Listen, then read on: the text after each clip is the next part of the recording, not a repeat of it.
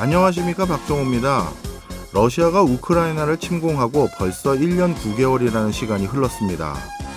전쟁의 끝은 여전히 보이지 않는 가운데 이스라엘과 하마스 사이에서도 전선이 추가되면서 국제 질서가 요동치고 있는데요.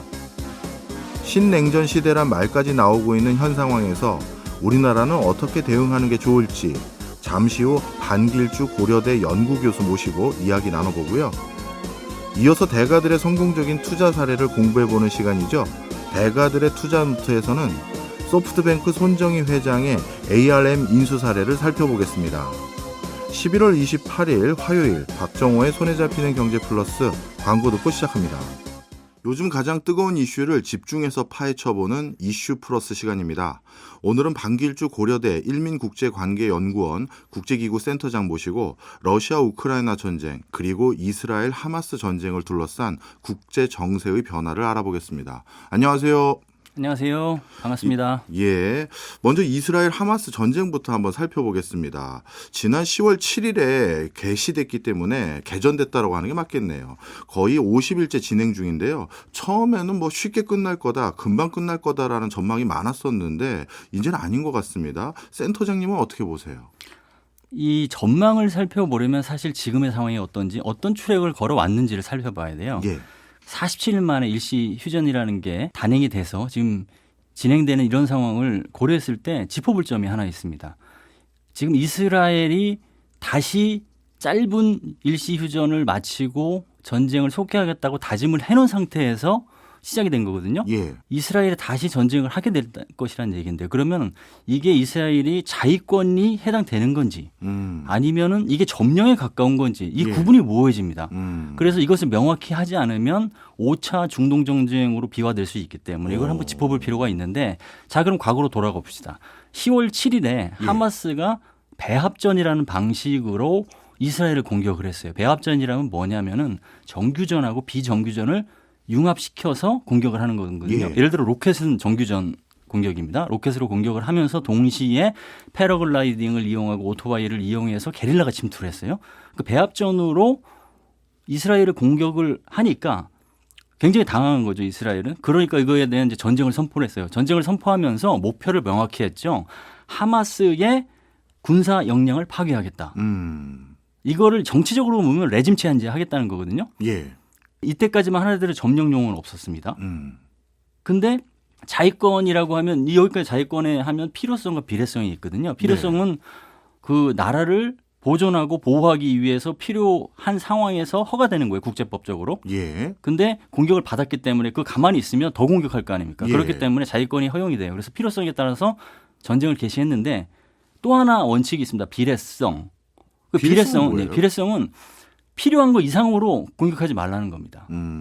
즉 국가를 지키기 위해서 필요한 무력만 사용해야지 거기를 넘어서면 안 된다는 겁니다. 그런데 22일 기준으로 팔레스타인에서 발표한 가자지구 사망자를 보면 13,000명이에요.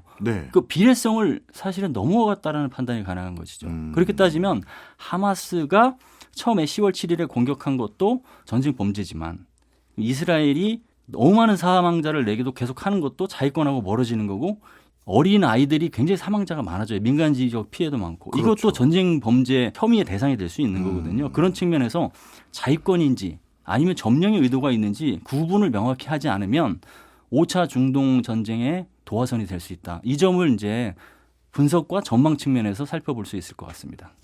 자위권과 비례권이라는 걸 말씀 주셨는데 사실 이게 정량적으로 딱 떨어지는 건 또 아닌 개념이기 때문에 누가 어떻게 주장하느냐에 따라서 좀 달라질 수 있을 것 같은데요. 마침 그런 상황에서 이스라엘의 주장은 뭐라고 돼 있냐면 하마스의 본거지가 어떻게 보면 본인들이 전쟁이라는 게 게임의 룰이 없으니까요. 병원 지하에 있다라든가 어디에 있다 이런 얘기를 하면서 거기를 점령하려면 어쩔 수 없이 불가피했다 이런 주장을 막 펼치는데 여기에 대해서는 국제사회에서 나중에 어떻게 반응해야 맞을까요? 그래서 사실은 하마스와 이스라엘 양측을 다 대상으로 전쟁 범죄 확인에 들어갔죠, 사실은. 그래서 이스라엘의 그 표면적인 명분은 맞고요. 당연히 지하 땅굴에서 작전하는 것도 맞고. 그런데 또 이제 전쟁을 수행하는 데 있어서 원칙 중에 전투원하고 비전투원 구분이라는 게 있거든요. 명확하게 민간인하고 전투원을 구분해서 전쟁해야 된다. 근데 게릴라가 그걸 은밀하게 이제 피하는 거 아니에요.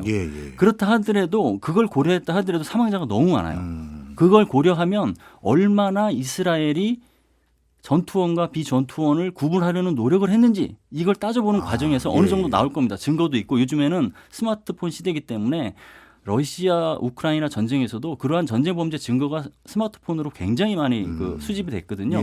똑같은 추력으로 갈 가능성이 높다 이렇게 봅니다. 네. 그럼 지금 상태에서 이스라엘도 비례권에 비해서 상당히 과잉 어떻게 보면 진압이라고 해야 될까요? 전쟁을 수행하고 있는 과정인 것 같고 그러면 센터장님이 보시기에 이거 휴전 끝나고 전쟁이 이어지면서 확전이라고 해야 될까요? 그럴 가능성도 배제할 수 없는 건가요? 일시 휴전을 한 다음에 다시 전쟁을 재개한다는 것 자체가 굉장히 불안한 신호죠. 특히나 팔레스타인인들, 삶의 터전을 빼앗긴 팔레스타인들의 입장을 걱정하거나 우려하는 많은 이슬람 국가들이 있잖아요.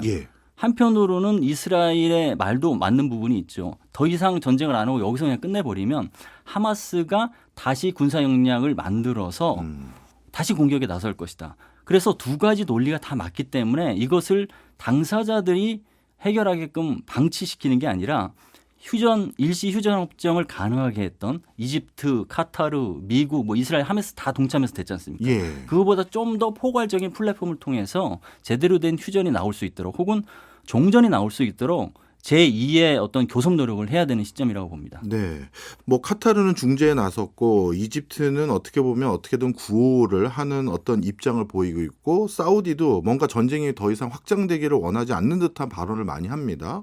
이런 과정에서 하마스를 지원하고 있는 건 헤즈볼라 정도가 지금 제가 눈에 띄는데요. 만약에 중동 지역에서 이게 확전이 된다라고 한다면 하마스를 두둔하는 세력이라고 해야 될까요? 국가는 어디가 될 수 있을까요? 하마스를 두둔하는 것 입장에서 저는 이제 몇 가지로 나눠봐야 된다고 봅니다. 하마스의 테러 공격은 이슬람 국가도 두둔하지 않아요.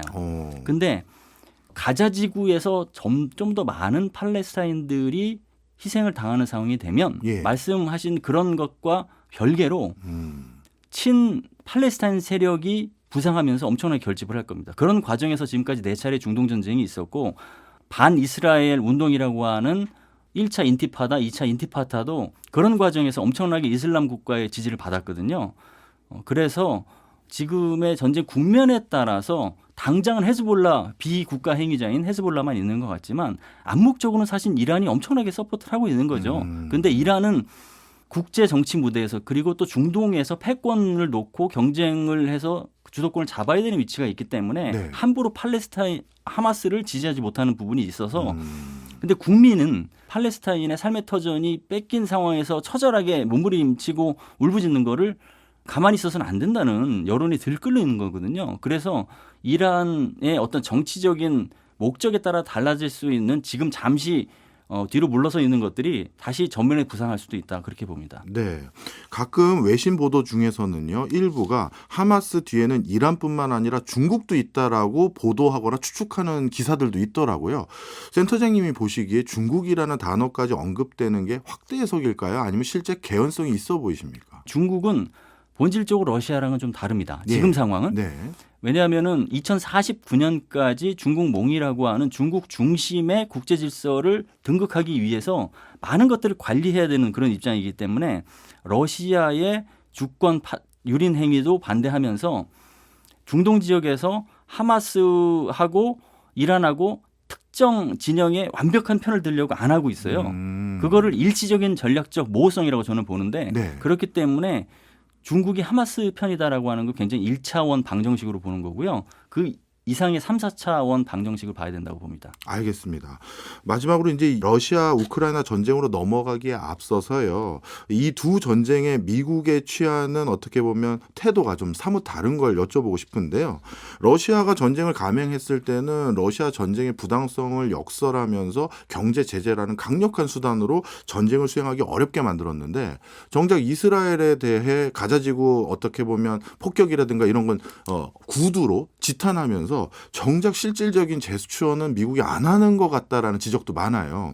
그렇다면 어찌 보면 구두로는 이스라엘이 잘못했다 이렇게 얘기하지만 이 전쟁을 뒤에서 방조하는 거 아니냐라는 입장들도 있을 것 같은데 센터장님 어떻게 보세요? 방조하지는 않다고 봅니다. 왜냐하면 미국이 전쟁을 방조하는 순간 패권 국가로서의 위상이 그냥 추락하거든요. 어떻게든 미국의 목소리가 입김이 작용하고 있다라는 것을 보여주려면 그 전쟁에서 미국의 역할이 나타나야 돼요. 예. 그래서 바이든 대통령이 그 급한 와중에 이스라엘까지 날아가서 이스라엘 총리하고 현장에서 이스라엘을 지지한다는 발언도 했고요. 근데 미국이 취하는 스탠스는 일원화될 수는 없습니다. 왜냐하면 미국은 테러에 대한 굉장히 그 공포에 시달렸던 그런 국가예요. 9.11 테러가 충격을 줬잖아요. 그래서 테러 단체에 대해서 테러 공격에 대해서는 굉장히 엄중하게 대합니다. 예. 하마스의 테러 공격을 그래서 엄중하게 규탄하면서 이스라엘 지지를 한 거죠. 그럼에도 불구하고 규칙 기반 질서를 지켜야 돼요.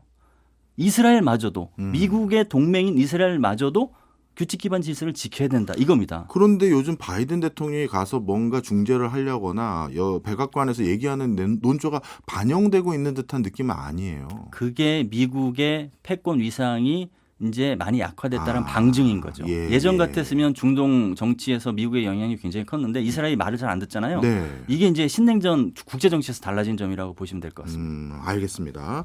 이번에는 러시아와 우크라이나 전쟁으로 좀 가보도록 하겠습니다. 최근 러시아가 일본과의 핵무기 군축 양자 협정도 중단하고요. 핵 재래식 무기 군축 협정도 잇따라 중단하겠다, 탈퇴하겠다 이런 발표를 계속하고 있습니다. 러시아의 의도는 뭐예요? 그 러시아의 의도도 국제 정치 변화에서 보면 되는데 국제 정치가 2차 세계대전 이후에 만들어진 체제가 냉전이었어요. 그리고 냉전이 종식되고 탈냉전, 탈탈냉전, 지금 신냉전에 와 있는데 지금 말씀하신 일본과 러시아의 핵무기 군축 협정은 러시아 연방의 핵무기 폐기를 지원하는 협정이거든요. 그건 뭐냐면 냉전이 종식되고 얼마 되지 않았어요.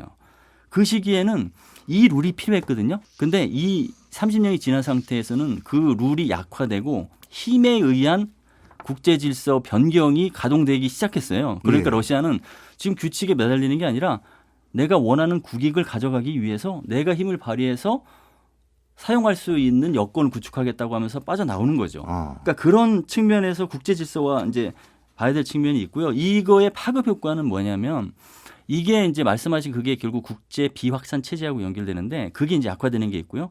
당장 우리가 직면하고 있는 북한도 NPT라고 하는 비확산 체제 레짐을 역이용해서 핵무장을 달성한 국가거든요. 네. 그러니까 결과적으로 국제 정치 전체가 비확산 체제가 굉장히 약화되고 있다라는 게 있고 그게 바로 미국의 도전 요소입니다. 미국은 자유주의적 국제 질서와 규칙 기반 국제 질서를 지켜야 되는데 이거를 그냥 방치하는 순간 미국의 역할이 없어지고 그러면 미국은 더 이상 패권국이 아니고 여러 강대국 중에 하나로 전락이 돼버려요. 그걸 굉장히 두려워하는 거고 러시아와 우크라이나 전쟁도 러시아가 이렇게 승리하도록 놔두는 순간 규칙 기반 질서가 와해된 시기로 들어가는 초입에 딱 되게 됩니다. 그래서 이거 어떻게든 이겨야 되는 상황에 우크라이나에 이겨야 되는 상황에 있는 겁니다. 그러면 러시아 우크라이나 전쟁도 단기간에 안 끝나겠는데요? 어떻게 보세요? 끝나기가 어려운 환경이 저는 두 가지로 보는데 군사적 균형이라는 측면하고 합의의 시선의 차이를 볼 수 있습니다. 군사적 균형의 차이는 뭐냐면 전쟁이 일어날 당시에 러시아와 우크라이나의 군사력 순위는 2위하고 22위였어요. 근데 지금 2023년 기준으로 세계 군사력 지수를 보면 우크라이나가 15위거든요. 올라갔습니다. 네. 국제사회에서 무기를 지원해 주니까 올라간 겁니다. 그러니까 군사력이 이렇게 올라갔는데 그러면은 러시아가 떨어져야 되는데 러시아는 떨어지지 않는 노력을 또 하고 있어요. 어떤 노력을 하냐면 부분 동원령을 통해서 병력을 계속 보충하고 중국과하고 전략적 경제협력을 통해서 대러 제재를 무력화시키고 있어요.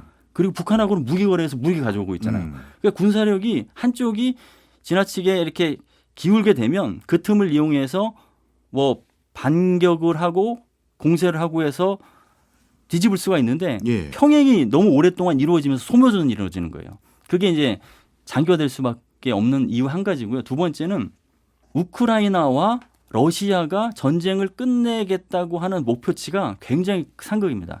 러시아는 돈바스를 포함한 우크라이나 동부 지역을 러시아의 땅으로 가져가는 것까지 생각을 하는 거고 우크라이나는 그거는 고사하고 2014년에 뺏겼던 크림반도도 옛날 다시 것도요? 되찾아오겠다. 그래서 공격 많이 했거든요. 이번에. 그러니까 차이가 크기 때문에 정전이든 종전이든 협상 단계로 진행되는 게 어려운 상황인 거죠. 그런데 서방 세력에서는 간간히 지금 피로감을 토로하는 듯한 국가 지도자들의 발언들이 속속 나와요. 그런데 우크라이나가 지금 말씀 주시는 것처럼 그나마 전쟁을 수행할 수 있는 역량을 조금씩이라도 갖춰지게 된 것은 서방의 도움 덕분인데, 그러다가 만약에 서방 세력들 중에 일순간 이 지원을 안 한다 그러면 바로 끝나는 거 아닌가요?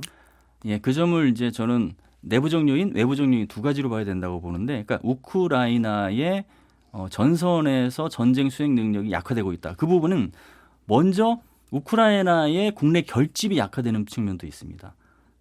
우크라이나가 러시아를 상대로 대반격에 나섰지만 사실상 실패했어요. 예. 그러니까 군인들이 사기가 저하됐어요. 그러니까 그러면서 러시아는 북한으로부터 100만 발의 포탄을 받아서 예. 전장에 사용하고 있어요. 그러니까 우크라이나는 이런 상황이 아무래도 두렵고 사기가 떨어질 수밖에 없는 거죠. 이와 동시에 대반격이 이제 실패를 하니까 당장 코앞에 안보 문제로 생각을 해서 도왔던 유럽 국가들, 나토 국가들이 이제 시선 차이를 느끼기 시작했습니다. 예. 도와야 된다, 말아야 된다. 미국은 국내 정치적으로 도와야 된다, 말아야 된다. 그래서 우크라이나 지원 전선이 약화되기 시작한 게 사실이기 때문에 그 와중에 중동 지역에서 전쟁까지 일어났잖아요. 관심이 또 분산되는 이런 상황까지 돼서 어떻게 보면 지금이 전쟁 이후에 최대 위기로 네. 진행될 수 있다. 그래서 미국만의 그 역할을 기대하는 게 아니라 선진 강국, 우리나라와 같은 선진 강국의 역할이 더 중요해지고 있다라는 반증이기도 합니다. 그렇군요. 마지막으로 이런 질문 한번 드려볼게요. 미국은 원래 예전에서부터 두 곳에서 동시에 전쟁을 하지 않는다라는 어떤 원칙이 있었는데, 지금은 뭐 이스라엘에서는 직접적으로 참전 같은 건 전혀 하진 않습니다만, 하여튼 중동에서도 분란이 일어났고 러시아 우크라이나 전쟁에 대해서도 조금씩 피로감이 올라온 상황에서 이런 미국의 어떻게 보면 딜레마 속에 자신들의 이익을 이때 관철시키자라는 그런 세력들도 늘어날 수 있을 것 같아요. 예를 들어서 이란도 핵에 대해서 좀 더 교두보를 만든다든가, 중국도 마찬가지고 뭐 북한일 수도 있겠죠. 앞으로 미국이 이 국제 정세에서 어떻게 대처할 거라고 보세요?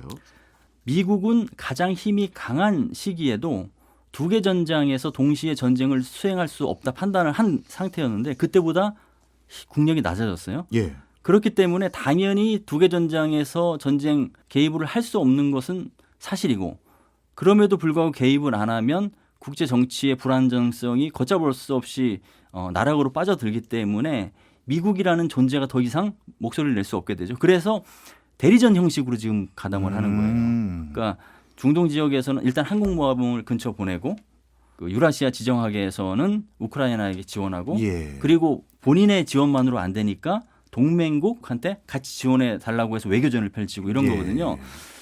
그래서 이런 현상이 지금 저는 신냉전기 국제정치를 과도기 국제질서라고 생각하거든요. 과도기는 그 자체로 불안전성과 불확실성이 있습니다. 그래서 이 상황에서는 힘의 정치가 발현되게 돼 있어요. 규칙이라는 것은 두 가지로 이제 존속화시킬 수가 있거든요. 첫 번째는 강력한 힘. 네. 미국과 같은 패권의 강력한 힘, 혹은 강력한 두 개의 힘이 균형을 이루는 경우. 예. 근데 그런 시기가 아닙니다. 지금은 단극 체제도 아니고 양극 체제도 아니고 다극 체제도 아니기 때문에. 그러면 두 번째 규칙을 잘 관리하는 방법은 국제 기구라든가 국제 레짐 같은 거를 통해서 합의를 하는 거예요. 예. 근데 규칙은 유엔 안보리 보듯이 거의 무력화됐잖아요. 예. 그러니까 규칙은 작동하지 않고 힘의 균형은 이루어지지 않고 과도기 국제 질서이기 때문에 혼란이 많고 전쟁이 많고 여러 국가들의 이합 집산이 있고 힘을 동원한 이익 쟁탈전이 있고 이런 것이죠. 그래서 이럴 때일수록 안보, 외교 이런 것 측면에서 기존과는 차별화된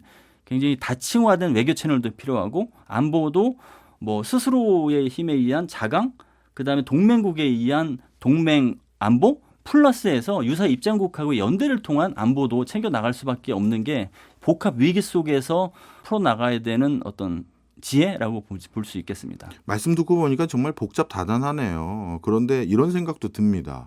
이럴 때 사실 줄 잘 서야 되잖아요. 예전에도 오스만 제국이라는 국가는 줄 한 번 잘못 썼다가 그냥 국가가 없어진 상황이 돼버린 거나 다름없는데, 앞으로 우리는 어떻게 해야 될까요?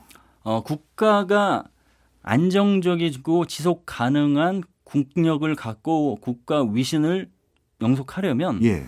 줄을 잘 쓰는 게 아니라 원칙을 잘 지켜야 된다고 보거든요. 그러니까 우리나라는 지금 원칙을 정했어요, 사실은. 예. 자유를 지켜낼 것이다. 민주주의를 확산할 것이다. 네. 그리고 자유주의적 국제 질서와 규칙 기반 질서를 다른 국가들과 연대함으로써 지켜낼 것이다. 그거거든요.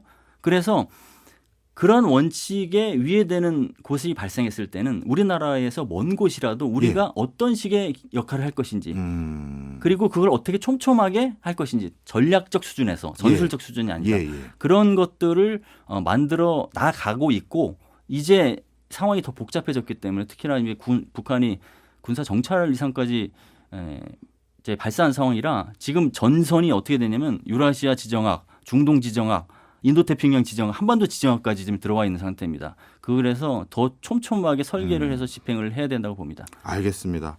복잡다기한 국제정세 오늘 저도 어떤 프레임으로 읽어야 되는지 제대로 배웠네요. 지금까지 반기일주 센터장이었습니다. 오늘 고맙습니다. 감사합니다. 저희는 광고 듣고 2부로 돌아오겠습니다. 거인들의 어깨너머로 투자의 노하우를 배우는 대가들의 투자 노트입니다.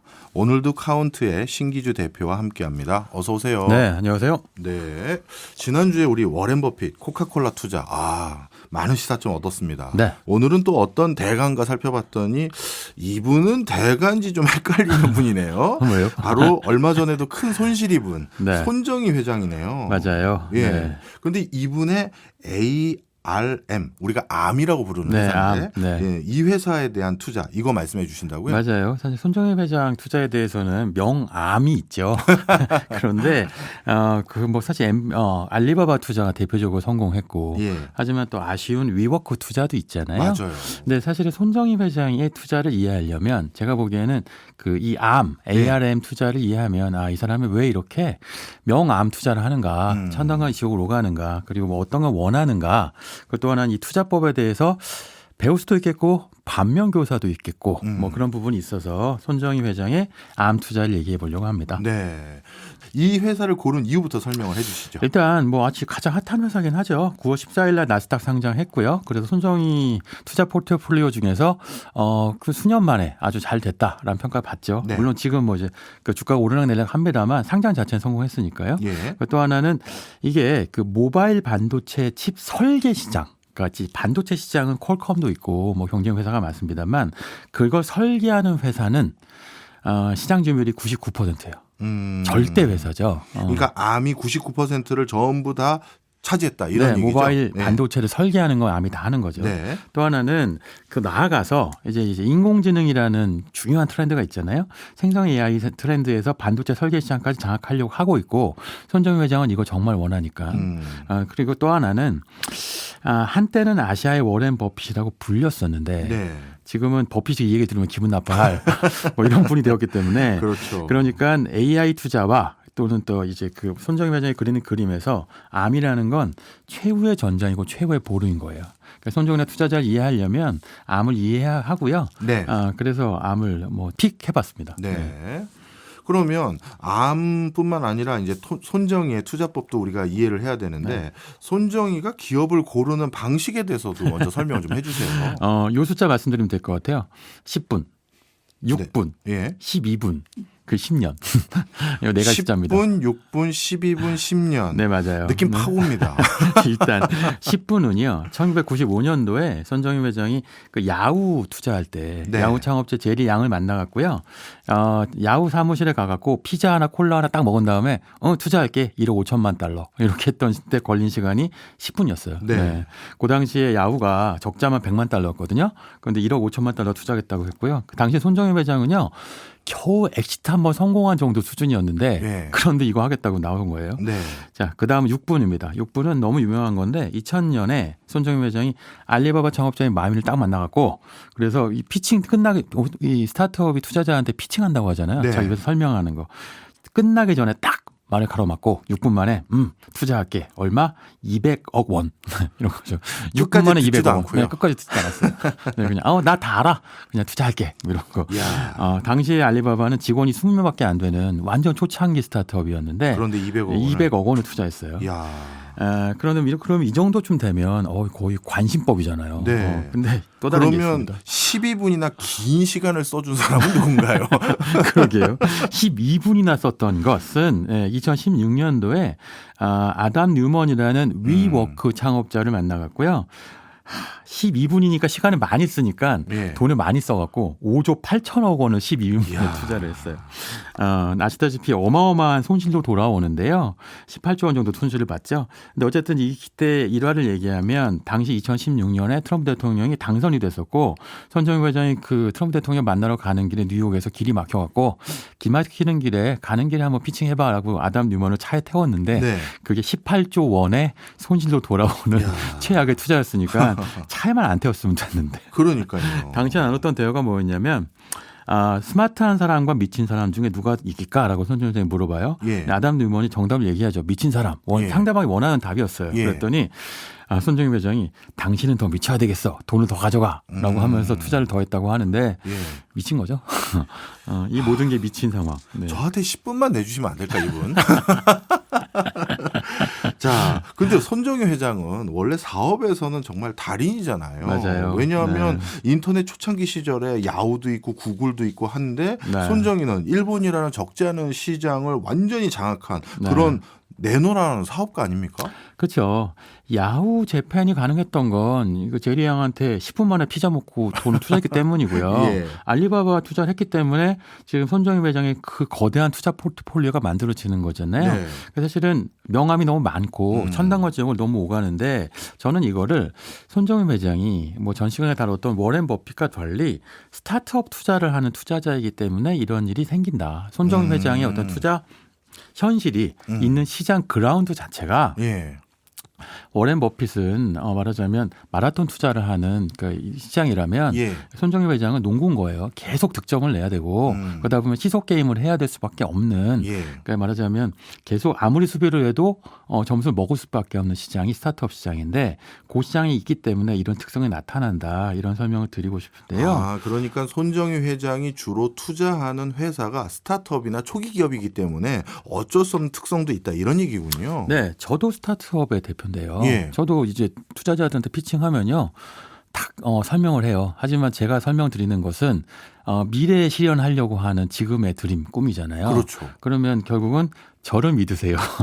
그렇죠. 인 거죠. 그런데 예. 손정희 회장의 투자 방식은 눈을 딱 본 다음에 관심법으로 돈 마구니가 끼었어. 12분 만에 알아오는 방식이니까. 근데 이게 스타트업 신 투자에서는 어쩔 수 없는 측면이 있는 거예요. 네. 상장 기업이다. 그럼 지난해 실적, 2분기 실적 다 보겠지만 스타트업은 그런 게 없잖아요. 그렇네요. 그러니까 손정희 회장의 투자 방식을 갖고 비판하기도 하지만 사실 현실적으로 이 방법이 좋고 또 이런 게 있습니다. 손정희 회장은 1980년에 유니손 월드라고 하는 이 본인의 첫 번째 창업을 해요. 대학교 때. 예. 이게 뭐냐면 이제 그 전자 사전이었는데 예. 이거 샤프에 매각해서 이른바 엑시트를 하거든요. 예. 그때부터 2023년까지니까 43년 동안 스타트업 씬에 있었잖아요. 40년이면 사람 딱 얼굴 보면 투자자 찾아오면 네, 신기주 그래 투자해줄게 5분 박정호 투자해줄게 2조 원 뭐 이렇게 할 수 있는 거죠. 네. 이럴 수 있는 사람인데 문제는 타율에서 오락가락하는 문제가 있는 거죠. 그렇군요. 그런데 오늘 소개해 줄 주력은 암은 10년이라는 숫자와 관련이 있는 것 같던데. 맞아요. 암 투자에 대해서 본격적으로 고민했던 거는 그러니까 투자한 건 2016년이었는데요. 2006년도부터 재무제표 보고 정말로 회사를 연구했다고 하고요. 네. 실제로 거슬러 올라가면 30년 전일 수도 있어요.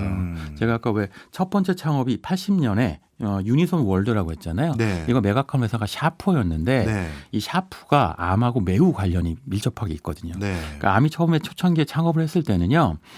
거의 뭐 아무것도 없는 회사였어요. 그러니까 직원만 있고 반도체 사업을 하겠다고 하는데 아시다시피 반도체 사업은 삼성전자처럼 대규모 장치 산업이잖아요. 돈이 그렇죠. 많아야 돼요. 예. 근데 있는 거라고는 사람밖에 없으니까 나갈 건 인건비밖에 없는 회사였거든요. 예.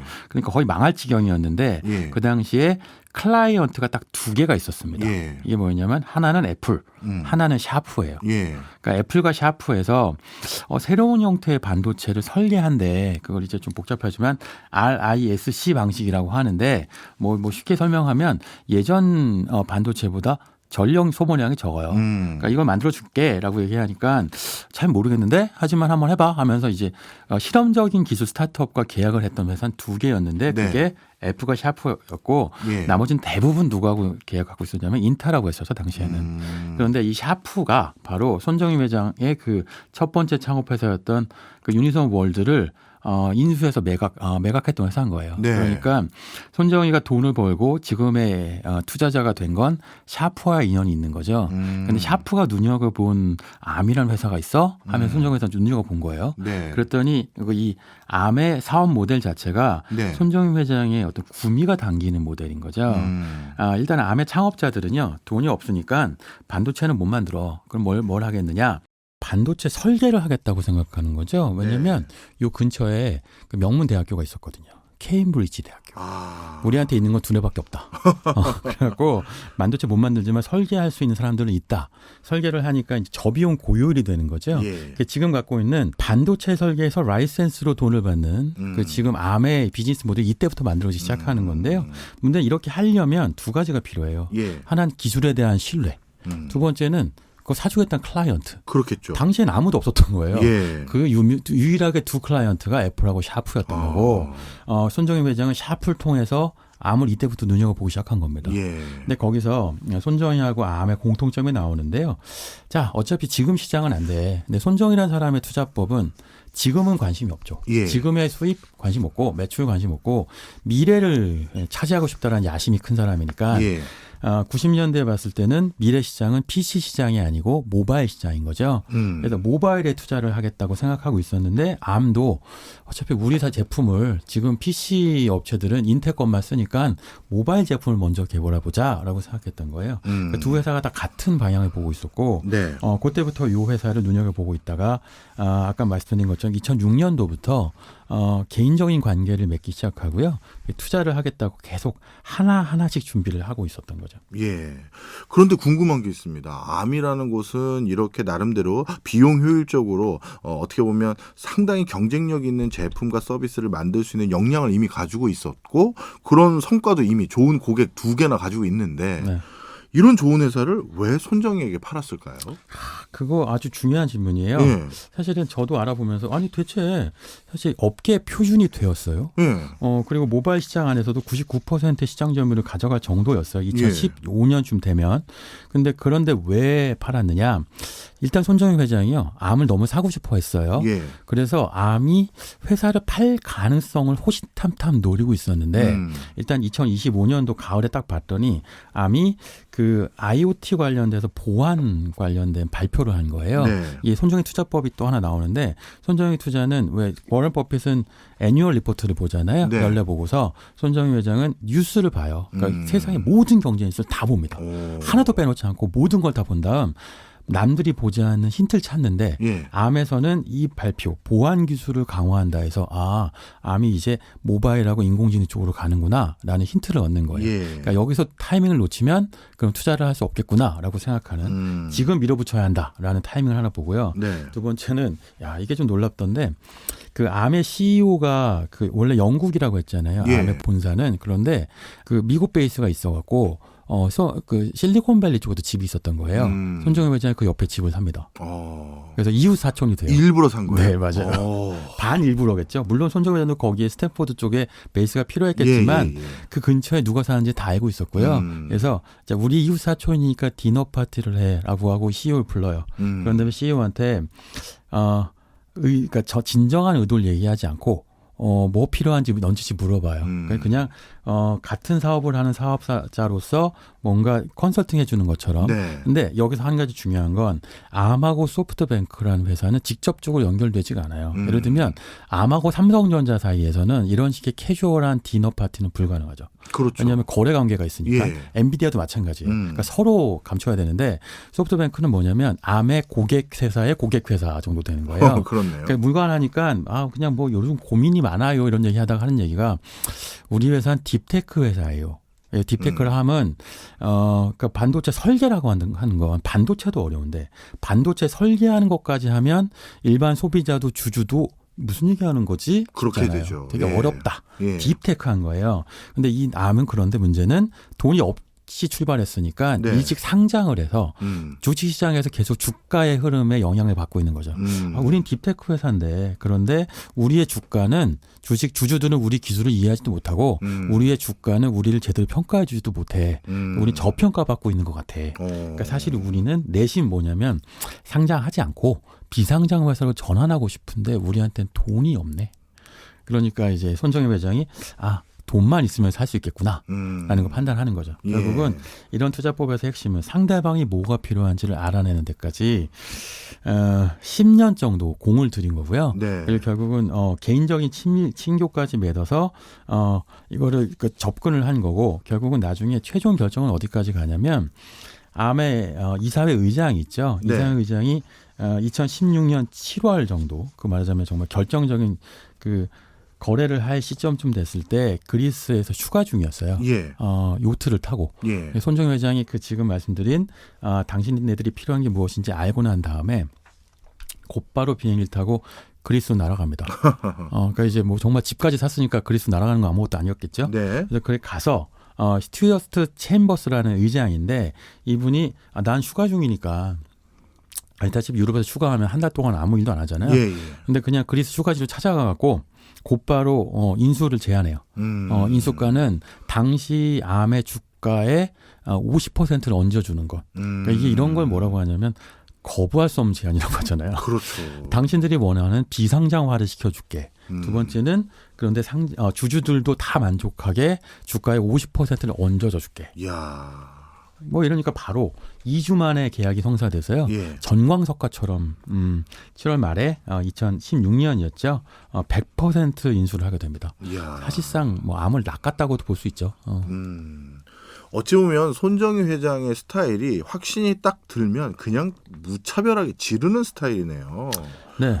그래서 암에 이런 투자를 하고 난 뒤에 암의 성과는 어떻게 바뀌어가고 있나요? 암은 기본적으로요. 그 말하자면 반도체 IP를 통해서 네. 그 돈을 버는 회사잖아요. 예. 라이센스를 나눠주거나 로열티를 주거나 하는 것인데 예. 암이라는 회사가 갖고 있는 장점을 극대화시킵니다. 여기 한 가지 특징이 있는데요. 요즘 왜 삼성전자, 뭐 SK하이닉스 이런 회사들 놓고 보면 그 고도화된 뭐 7나노다, 2나노다 뭐 이런 식의 이제 고공정 반도체 얘기를 하잖아요. 예. 그러니까 손정희 회장이 여기까지 봤는데 공정이 고도화될수록 말하자면 그 설계 회사에 대한 의존도가 높아지는 거죠. 그러니까 그 설계를 하기 위해서는 사실 그 비용도 굉장히 많이 들고요. 예. 그리고 그 시간도 많이 필요하거든요. 예를 들면 7나노 대 반도체 설계 비용은 3억 달러예요. 네. 그런데 2나노 대 반도체 설계 비용은 8억 달러거든요. 그러니까 사실은 2배 반 정도 높아지는 거죠. 그러니까 근데 이거보다 더 어려운 것은 설계 기간 자체가 반도체를 하나 설계해갖고 검증하는 데까지 2년에서 3년이 걸려요. 예. 그러면 요 기간을 줄여야 되잖아요. 왜냐하면 예. 반도체 시장은 속도전이니까 비용전이고 그러니까 요 두 개를 설계 문제를 해결해 주니까 고도화될수록 말하자면 반도체 IP를 갖고 있는 암 같은 회사의 의존도가 높아질 것이다라고 본 거고요. 인공지능 시장으로 들어가면 더 그렇겠죠. 반도체 수요도 많아지지만 반도체가 복잡해지니까. 복잡해지기 때문에 비용이 증가한다는 얘기도 많이 하고요. 거기에 또 하나가 있어요. 그 암을 흔히 설계도만 판다고 생각하는데 정확하게는 패키지 회사예요. 예. 그러니까 하나 팔면 여러 개 동시에 사야 돼요. 네. 내가 예를 들면 이 회사의 IP, 설계도 IP를 하나 사고 싶으면 이 하나만 살 수 없고요. 번들로 되어 있는 여러 개를 사게 되는데 그러면 우리가 비용을 지불했으니까 원래 필요했던 건 A라는 설계도였을지 모르지만 B, C, D의 설계도까지 다 우리 회사의 반도체 설계에 적용하게 되겠죠. 네. 그럼 이게 어떻게 되냐면 나중엔 락인 효과가 일어나죠. 이렇게 ARM에 락인된 회사의 대표적인 회사가 애플이에요.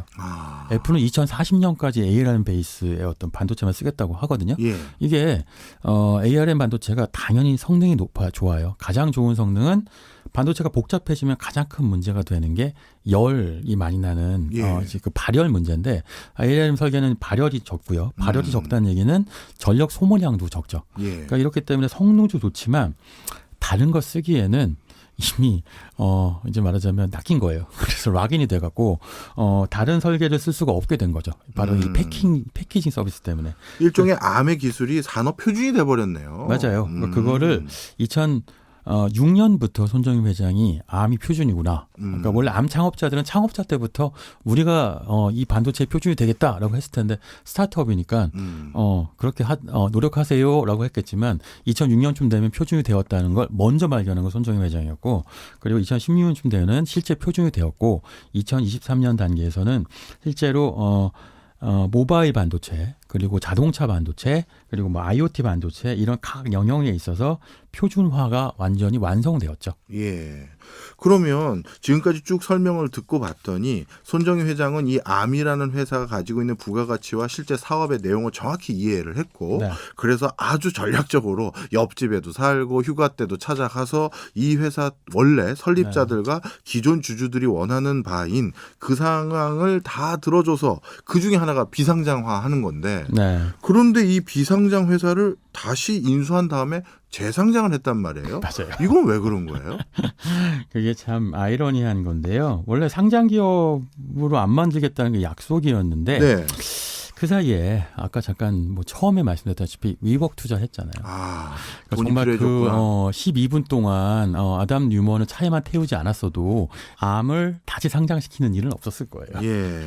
근데 결국은 그 손실을 만회하기 위해서 본인이 갖고 있던 뭐 자본도 많이 팔고 그리고 지분도 팔고 그 중에 하나가 이제 말하자면 암이라고 하는 가장 일종의 손정희의 포트폴리오의 핵심 보석을 팔아야 됐던 거였는데 예. 아시다시피 2020년에 엔비디아에 매각하려고 했었잖아요. 예. 2020년 9월에 그때 400억 달러에 매각하려고 했는데 이게 불발됐죠. 2년 만에 2020년 초에 결국은 미국과 영국의 반대로 이제 매각이 불발됐고 방법은 딱 하나 있었던 거죠. 상장밖에 없는데요. 네. 이 상장도 매우 소심하게 해요. 그러니까 어떡해요?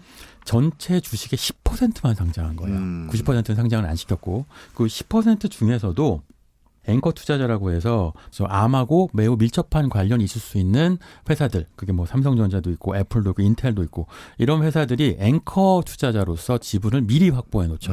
이러면 어떻게 되냐면 실제로 시중에 풀리는 주식 수는 매우 적고요. 네. 그러니까 상장을 성공할 수밖에 없는 거죠.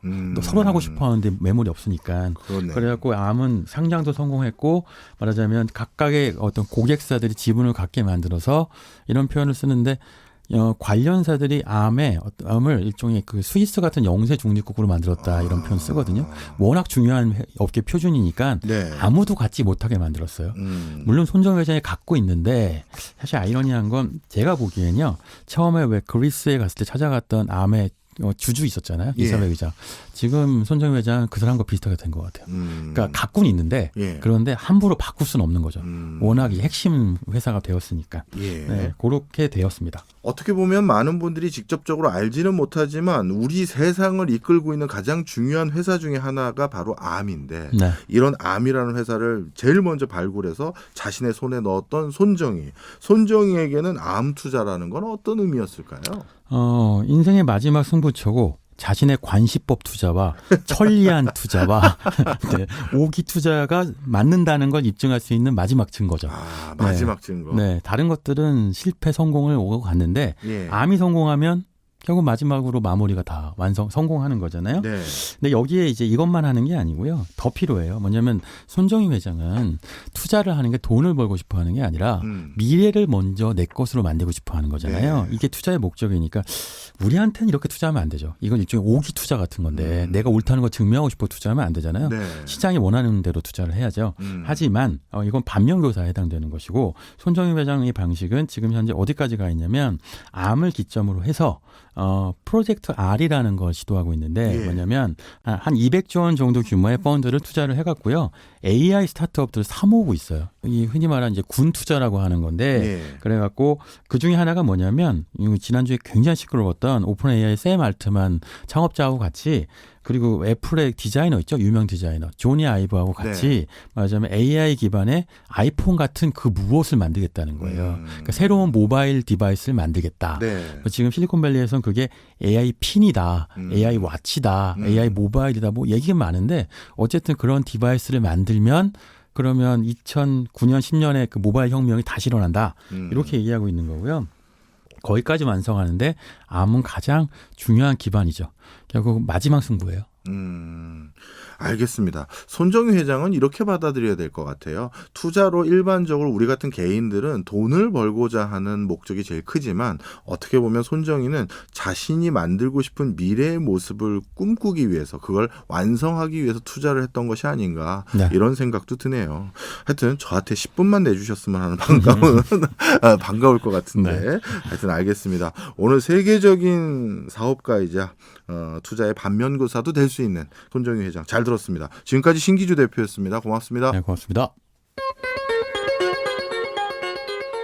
네, 오늘 대가들의 투자 노트에서는 세계적인 사업가인 손정희의 투자를 통해서 반면교사를 삼을 수 있는 시간 가져봤습니다.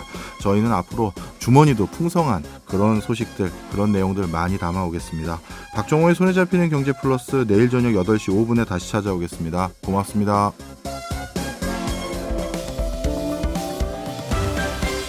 경제 생활의 플러스가 되는 아주 경제적인 시간. 박정호의 손에 잡히는 경제 플러스.